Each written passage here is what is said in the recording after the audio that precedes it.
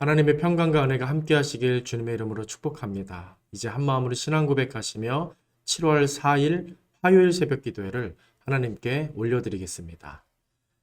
나는 전능하신 아버지 하나님 천지의 창조주를 믿습니다. 나는 그의 유일하신 아들 우리 주 예수 그리스도를 믿습니다. 그는 성령으로 잉태되어 동정녀 마리아에게서 나시고 본디오 빌라도에게 고난을 받아 십자가에 못 박혀 죽으시고 장사된 지 사흘 만에 죽은 자 가운데서 다시 살아나셨으며 하늘에 오르시어 전능하신 아버지 하나님 우편에 앉아 계시다가 거기로부터 살아있는 자와 죽은 자를 심판하러 오십니다.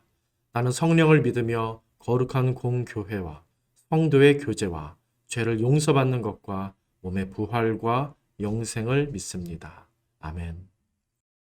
사랑과 은혜의 아버지 하나님, 오늘도 말씀 앞에 서게 하시니 감사드립니다.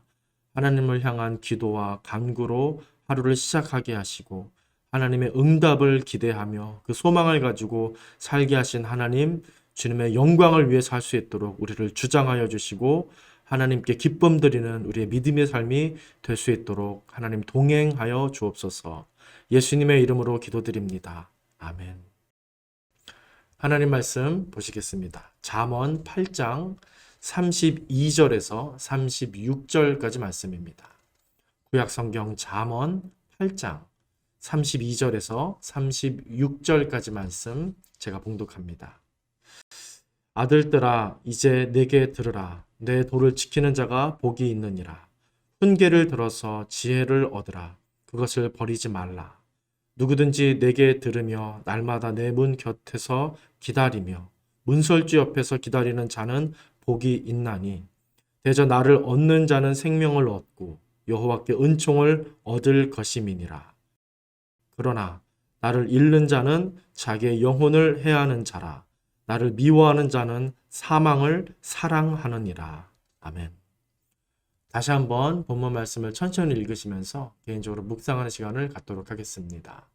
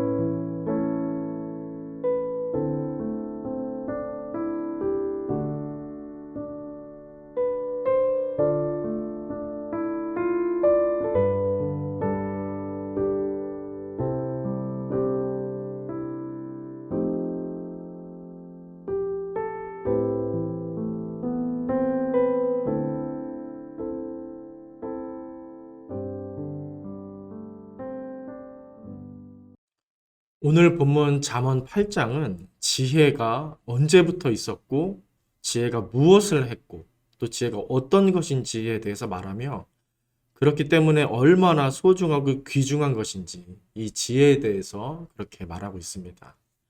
먼저 지혜가 언제부터 있었다고 하냐면은 22절에서 27절까지 말씀을 보니까 여호와께서 태초에 일하시기 전에 나를 가지셨다 그렇게 말합니다. 그가 하늘을 지으실 때 내가 거기 있었다. 그렇게 의인법을 통해서 지혜의 출처를 말하고 있습니다.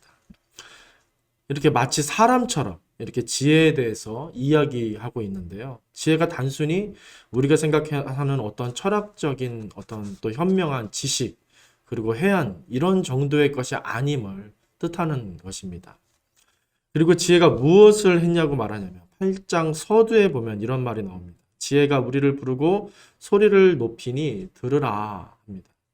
그러면 마음이 밝아질 것이고 정금보다 귀한 지식을 얻게 될 것이고 그래서 세상과는 비교할 수 없는 어떤 것을 얻게 된다. 그렇게 말해줍니다. 더욱이 30절에서는 이렇게 말을 합니다. 내가 그 곁에 있어서 창조자가 되어 날마다 그의 기뻐하신 바가 되었으며 항상 그 앞에서 즐거워하였으며 사람이 거처할 땅에서 즐거워하며 인자들을 기뻐하셨느니라. 그렇게 말합니다.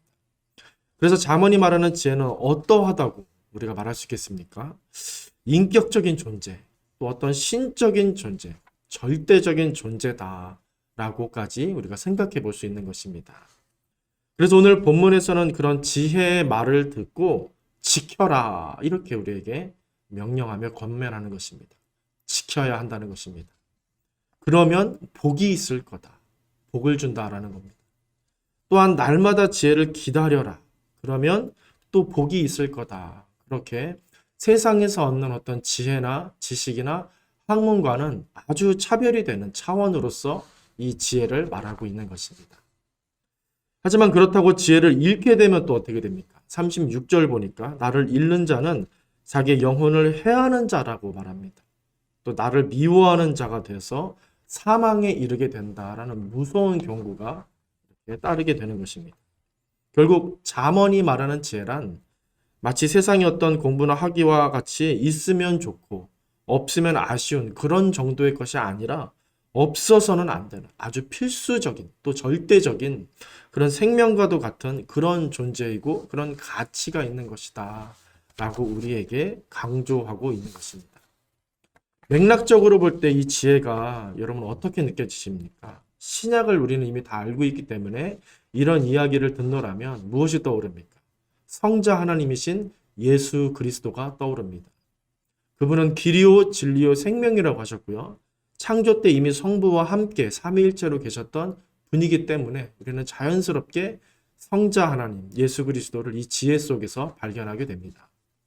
하지만 구약의 이런 이미지나 대상을 미리부터 신약의 그리스도로 단정하고 국한시켜 버려서 생각을 하게 되면 구약 본문의 메시지를 제대로 이해할 수 없게 되기도 합니다. 구약이 신약의 깊은 관계로서 그렇게 연결이 되어 있지만 그렇다 하더라도 우리가 먼저는 구약 자체만의 메시지를 좀 생각해 볼 필요가 있습니다. 그렇게 그리스도를 궁극의 의미로서 두면서 구약 본문만의 색채로 그 이미지로 그 메시지로 우리가 좀 생각하며 구약 속의 이 맥락 속에서 우선은 좀 해석할 필요가 있다는 것입니다. 오늘 본문 잠언은 지혜의 왕인 누굽니까? 솔로몬의 글입니다. 그는 하나님께 지혜를 구했었죠. 그래서 엄청난 지혜를 얻게 되었고 그 덕에 나라를 아주 부강하고 아주 평안하게 다스릴 수 있었습니다. 하지만 그는 세상 지식과 대세라는 어떤 그 큰 유혹에 흔들리는 그런 인생을 또 살았습니다. 그것에 마음을 빼앗겨서 이방 나라의 보기 좋은 것들, 또 아름다운 여자들, 보물들, 또 그들의 우상들까지 끌어들이고 무분별하게 수용하는 모습을 또 갖게 되었습니다. 그래서 그의 말년은 후회와 회한으로 가득 차 있었습니다. 자신이 젊은 시절 그렇게 좋아하고 사랑했던 것들이 다 입김, 해별과 같은 것이었다. 허무한 것들이었다. 그렇게 전도서에서 구구절절 노래하고 있음을 우리가 잘 알고 있습니다. 솔로몬은 그런 맥락에서 지금 지혜를 말하고 있다. 우리는 먼저 이해할 필요가 있습니다. 그래서 이 지혜는 하나님의 음성이며 하나님의 말씀이며 하나님의 세계이고 하나님 자체이십니다. 그렇기 때문에 오늘 이 지혜는 창조 원리를 다 알고 있으며 세상 원리도 알고 있고 그러므로 세상의 처음과 마지막을 잘 알고 있다. 이렇게 말할 수 있는 것입니다. 그리고 이 지혜는 알고 있을 뿐만 아니라 어떻습니까? 거룩하고 선한 감정이 있어서 그 아는 지식으로 우리를 부르기까지 하십니다. 살 길로, 생명의 길로, 복으로 그렇게 나아오라고 계속해서 높은 곳에 올라가서 소리 높여서 우리를 부르며 손짓하고 있다는 것입니다. 그리고 15절에서 말하는 것처럼 역대 왕들이 이 지혜로 말미암아 나라를 통치하고 다스렸다라고 합니다. 이처럼 오늘 잠언의 지혜는 어떻습니까? 어떤 권위와 능력과 영향력으로서 역사하는 존재성을 띠고 있다는 겁니다. 그래서 우리는 무엇보다 이 지혜를 얻어야 하는 것입니다. 하지만 세상 지식이나 학문을 공부하듯 혹은 세상의 돈이나 보물을 얻는 방식으로서가 아니라 성경이 말하는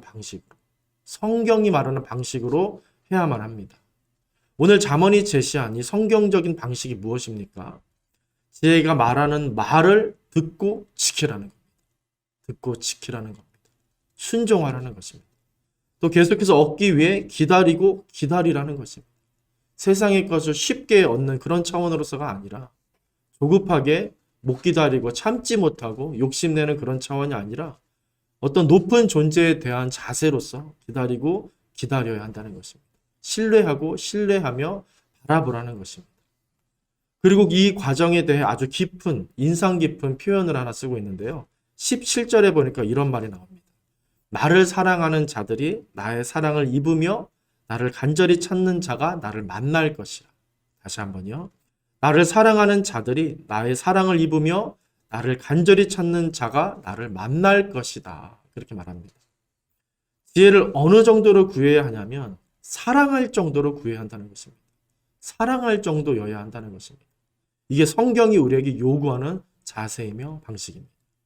즉 지혜를 얻는 길은 지혜를 사랑하는 일이 되는 것입니다.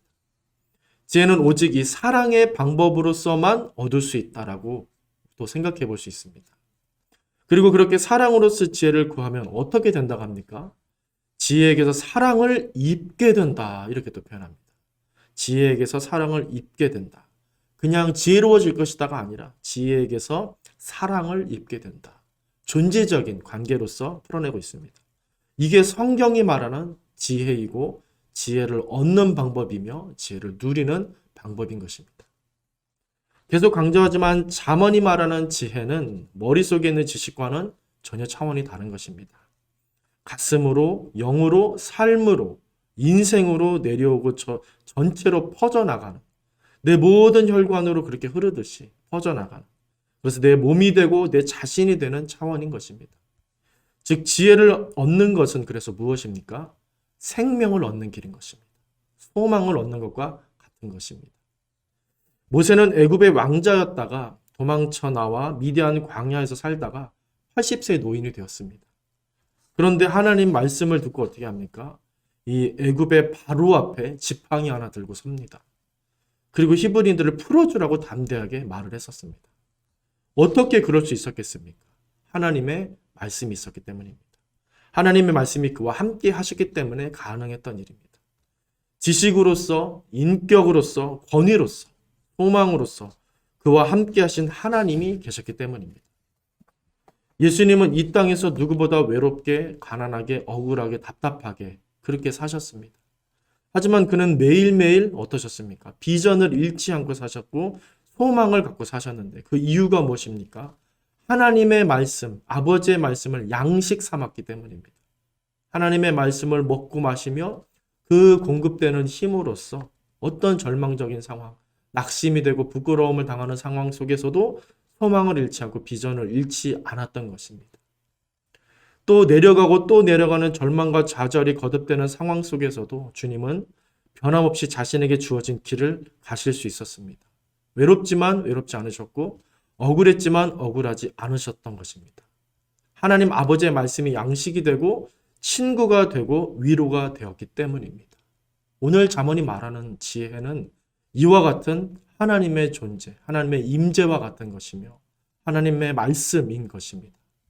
우리 보나님께 모든 성도님들 오늘 하나님께 엎드려서 잠언이 말하는 이 지혜를 충만히 얻게 해달라고 기도하실 수 있기를 바랍니다. 그러할 때 모세처럼 예수님처럼 나의 한계를 넘어서고 내 상황을 넘어서는 그 삶, 그 생명의 삶을 하나님과 동행하는 삶을 살게 될 줄로 믿습니다. 그 말씀으로서, 그 생명으로서, 그 진리로서 더욱 오늘 하나님 채워주옵소서. 채워주옵소서. 그렇게 기다리고 기도하며 사모하며 하나님 앞에서 간구하며 기도하며 사실 수 있기를 바랍니다. 그렇게 하나님께 나아갈 때 우리 하나님께서 기뻐하시며 그 인생을 복되게 하시고 넘치는 응답으로서 함께해 주실 줄로 믿습니다. 그 놀라운 은혜가, 그 흐르고 넘칠 은혜가 우리 모든 성도님들 인생 속에 쏟아 부어지기를 간절히 원하며 주님의 이름으로 축원드립니다. 기도하겠습니다. 전능하신 아버지 하나님, 오늘 주님 앞에 말씀 붙잡고 기도합니다. 하나님, 우리에게 그 진리의 말씀, 생명의 말씀, 그 하나님의 지혜를 우리에게 부어주시옵소서. 세상을 살아갈 때 너무나 많은 일들을 겪으며 상황들과 사람들을 만나며 지혜 없음을, 지혜 부족함을 날마다 느끼며 낙심할 때가 있습니다. 하나님, 하나님의 지혜를 부어주셔서 하나님의 인자하심과 하나님의 자비하심, 그 하나님의 존재를 우리에게 허락해 주셔서 임재해 주셔서 하나님의 사람으로서 담대하게 지혜롭게 선하게 살아갈 수 있도록 하나님 우리를 이끌어 주시고 인도하여 주옵소서. 예수님의 이름으로 기도드립니다. 아멘. 하늘에 계신 우리 아버지의 이름을 거룩하게 하시며 아버지의 나라가 오게 하시며 아버지의 뜻이 하늘에서와 같이 땅에서도 이루어지게 하소서. 오늘 우리에게 일용할 양식을 주시고 우리가 우리에게 잘못한 사람을 용서하여 준 것 같이 우리 죄를 용서하여 주시고 우리를 시험에 빠지지 않게 하시고 악에서 구하소서. 나라와 권능과 영광이 영원히 아버지의 것입니다. 아멘.